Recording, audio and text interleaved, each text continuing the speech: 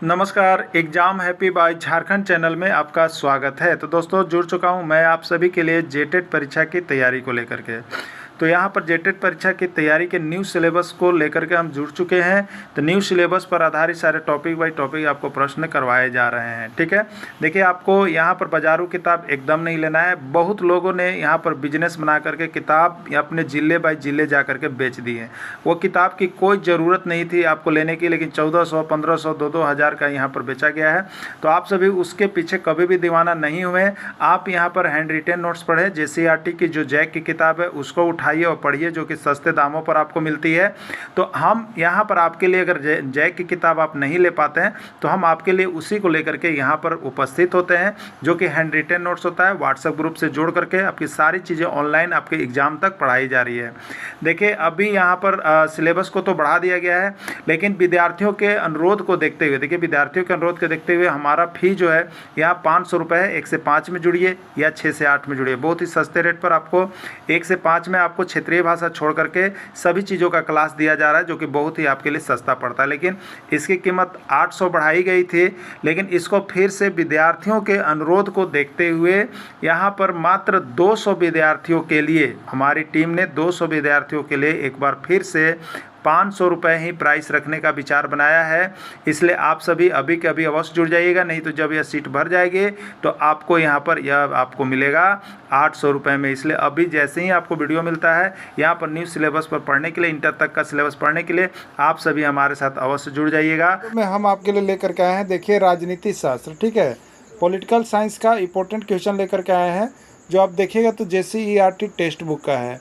अब यह जो है आपको देखिए, अगर 1 से 5 के शिक्षक हैं तो यह आपको GS के अंतर्गत काम कर रहा है। 1 से 5 के शिक्षक हैं तो GS के अंतर्गत काम कर रहा है, और 6 to 8 के शिक्षक हैं तो यह आपका न्यू या ओल्ड जो भी सिलेबस दिया गया है उसमें ये प्रश्न आपको आने वाला है। ठीक है, तो तीनों प्रकार के शिक्षकों के लिए यह महत्वपूर्ण प्रश्न है। आप सभी एक बार अवश्य देखे जाइएगा। इसमें ऐसे प्रश्न है जो देखिएगा विभिन्न राज्यों के शिक्षक पात्रता परीक्षा में आए हुए हैं, उसकी भी हम चर्चा करते रहेंगे। इसलिए आप वीडियो के अंत तक जुड़े रहिएगा, बने रहिएगा, देखते रहिएगा कहाँ पर कौन सा प्रश्न आया है।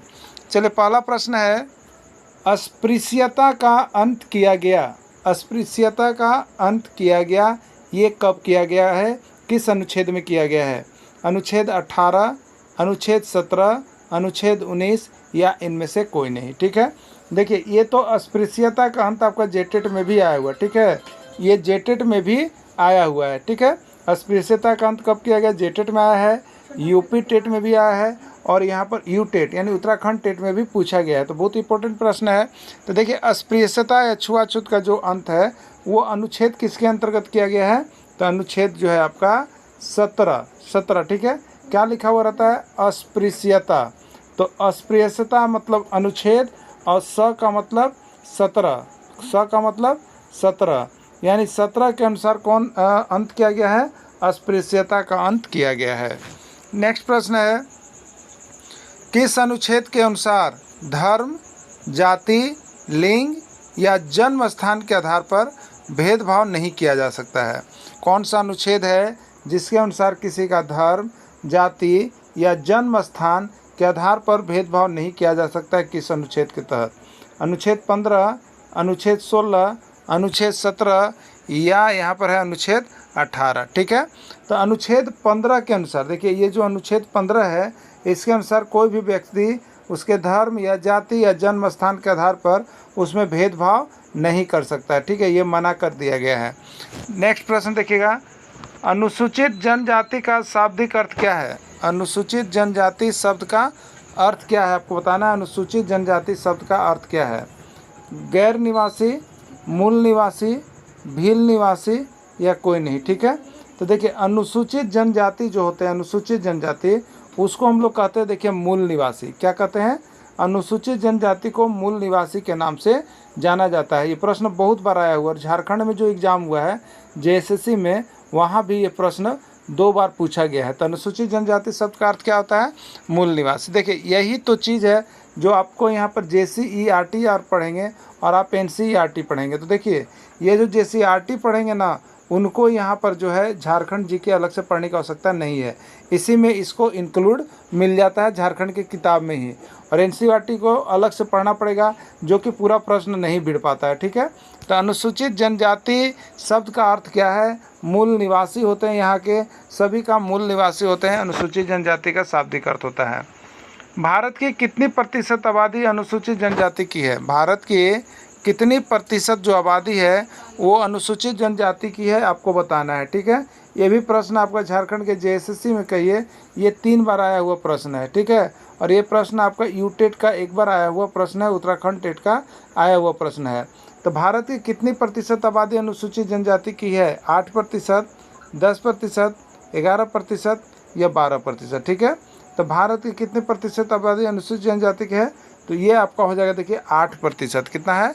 8% जो आबादी है अनुसूचित जनजाति की है। झारखंड में कितनी प्रतिशत आबादी अनुसूचित जनजाति की है? अब देखिए, अभी भारत का बात हो रहा था, अब यहाँ पर हम आ जाएंगे झारखंड, कि झारखंड में कितनी प्रतिशत आबादी अनुसूचित जनजाति की है, ये आपको बताना है, ठीक है। तो भारत में जो आबादी है अनुसूचित जनजाति की, झारखंड में यहाँ पर अगर कहिएगा तो 26% है, और पूरे भारत में कितना है? 8% है, ठीक है। झारखंड में 26% अनुसूचित जनजाति हैं और पूरे भारत में 8% है। चलिए नेक्स्ट प्रश्न देखिएगा। झारखंड में कितनी अनुसूचित जनजातियां निवास करती है? आपको यहाँ बताना है कि झारखंड में कितनी प्रकार की अनुसूचित जनजाति निवास करती है। ये प्रश्न आपका जेटेट में आ चुका है और यहाँ पर जेएसएससी में तो बहुत बार पूछा गया है, और ये प्रश्न आपका जो है झारखंड में ही रह गया है, ठीक है। झारखंड में कितनी अनुसूचित जनजातियां निवास करती है? 30, 31, 32 या कोई नहीं? देखिए, झारखंड में 32 प्रकार की, झारखंड में 32 प्रकार की अनुसूचित जनजातियां निवास करती है, ठीक है। 32 प्रकार की, ये 32 याद रखिएगा, 32 बहुत बड़ा आया हुआ है, यानी कितनी प्रकार की झारखंड में अनुसूचित जनजातियां निवास करती है? 32 प्रकार की अनुसूचित जनजाति निवास करती है। झारखंड में किस जनजाति की संख्या सबसे ज़्यादा है? झारखंड में किस जनजाति की संख्या सबसे ज़्यादा है? देखिए, अभी सहायक आचार्य का एग्जाम हुआ था, उसमें भी यह प्रश्न पूछा गया था, देखिए उसमें तो 6 to 10 से बहुत ज़्यादा प्रश्न आया हुआ था। तो झारखंड में किस जनजाति की संख्या सबसे ज़्यादा? देखिए, पूछता है कि झारखंड में कौन सी जनजाति की संख्या सबसे अधिक है, या किस जनजाति का संख्या में पहला स्थान है, किसका दूसरा स्थान है, किसका तीसरा स्थान और किसका चौथा स्थान, ऐसे प्रश्न आता है। तो देखिए, इसको हम लोग पहला नहीं दूसरा तीसरा भी याद कर लेंगे, क्योंकि प्रश्न जो कहीं से भी छप के आ सकता है। तो झारखंड में किस जनजाति की संख्या सबसे ज़्यादा है? तो देखिए, उसके लिए संथाल है। देखिए, एक नारा याद रखिएगा, एक ट्रिक है, एक नारा याद रखिएगा। जैसे हम लोग बोलते हैं जय हिंद, जय हो, तो यहाँ आदिवासी लोग, संथाली लोग होता है, वो बोलेगा सम हो। क्या बोलेगा? सम हो। इस सम हो का क्या मतलब है? तो ये जनजाति का नाम है। एस का मतलब संथाल जनजाति, यू का मतलब उरांव जनजाति, एम का मतलब मुंडा जनजाति, और हो का मतलब देखिए हो जनजाति हो गया। अब देखिए, यहाँ पर 1 नंबर पर एस है, संथाल, तो संथाल की संख्या सबसे ज़्यादा है। सेकंड नंबर पर यहाँ पर उरांव है, तो उरांव का फिर हो गया, फिर मुंडा का हो गया, फिर हो का हो गया। इसी तरह से यहाँ की जनजाति है। तो पूछता है कि झारखंड में किस जनजाति की संख्या सबसे ज़्यादा है? तो संथाल हो जाएगा। किस जनजाति की संख्या दूसरे स्थान पर है? तो उरांव हो जाएगा। किस जनजाति की संख्या तीसरे स्थान पर है? तो मुंडा हो जाएगा। और किस जनजाति की संख्या चौथे स्थान पर है? तो वो आपका हो जाएगा, ठीक है। क्लियर हो गया आप सभी? चलिए, अच्छा है, आगे देखते हैं।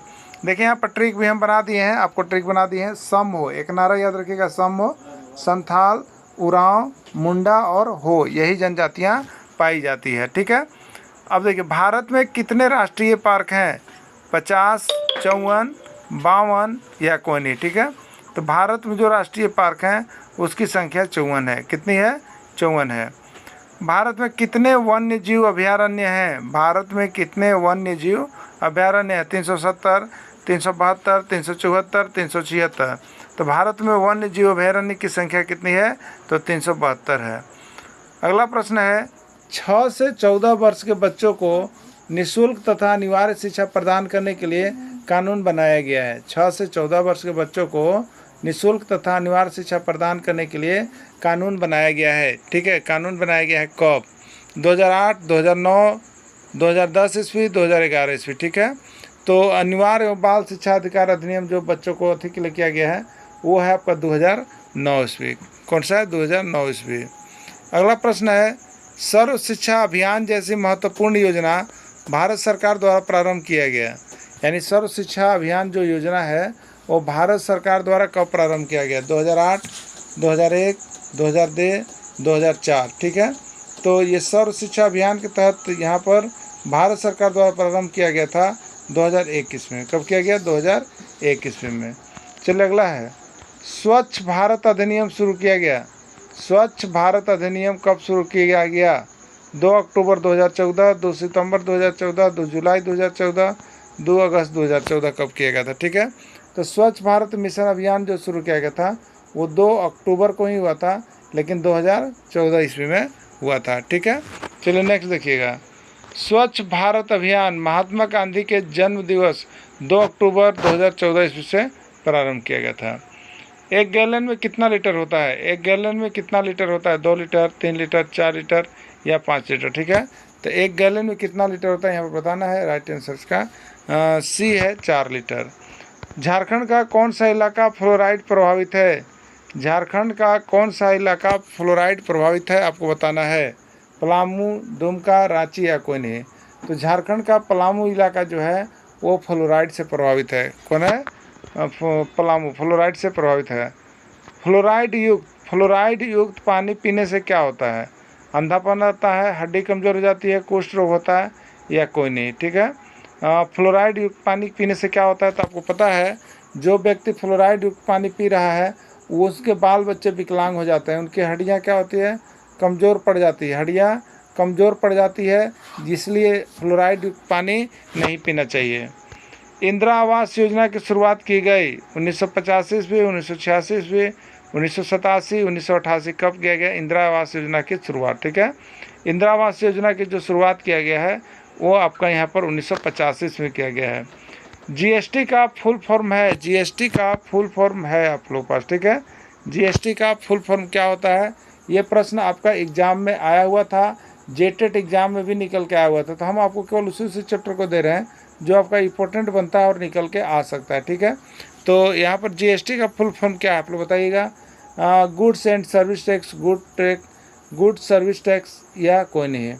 तो goods and service tax, GST का फुल फॉर्म है गुड्स एंड सर्विस टैक्स, दे सकते हैं आप। ठीक है, चलिए अगला देखिएगा, जीएसटी लागू किया गया। जीएसटी कब लागू किया गया? 1 जुलाई 2016, 1 जुलाई 2017, 1 जुलाई 2018 या 1 जुलाई 2019? जीएसटी कब लागू किया गया? ठीक है, तो जीएसटी जो है आपका 1 जुलाई 2017 ईस्वी को लागू किया गया जीएसटी।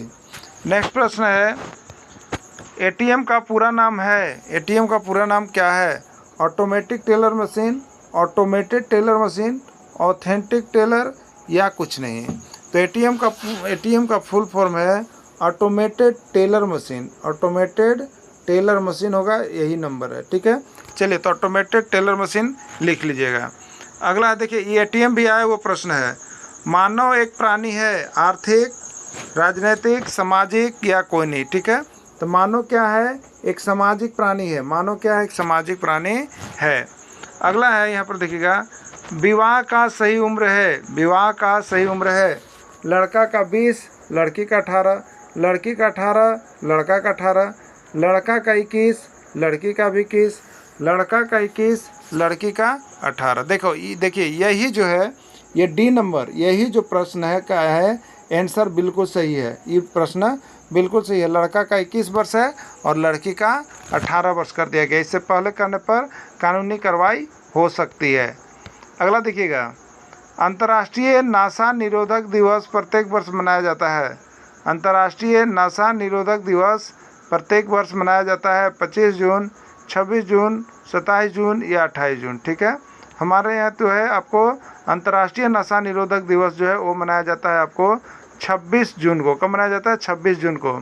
साइलेंट किलर किसको कहा जाता है बताना है आपको। साइलेंट किलर के नाम से किसको जाना जाता है? यही प्रश्न आपका यूटेट में पूछा गया था। धूम्रपान को, गंजापन को, दारू पीने को या कोई नहीं। ठीक है, तो साइलेंट किलर के नाम से जो जाना जाता है वो धूम्रपान को जाना जाता है। किसको जाना जाता है? धूम्रपान को।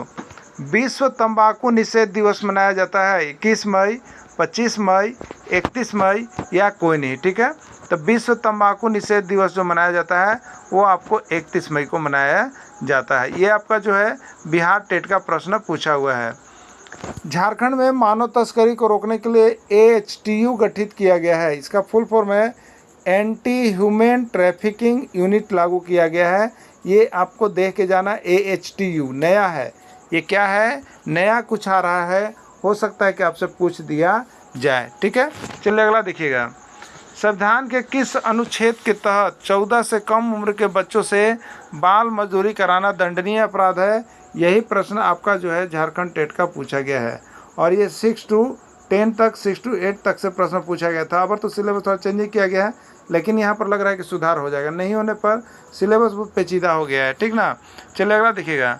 तो संविधान के किस अनुच्छेद के तहत 14 से कम उम्र के बच्चों को से बाल मजदूरी कराना दंडनीय अपराध है? ठीक है, तो ये है आपका अनुच्छेद 24, यानी राइट आंसर सी हो जाएगा।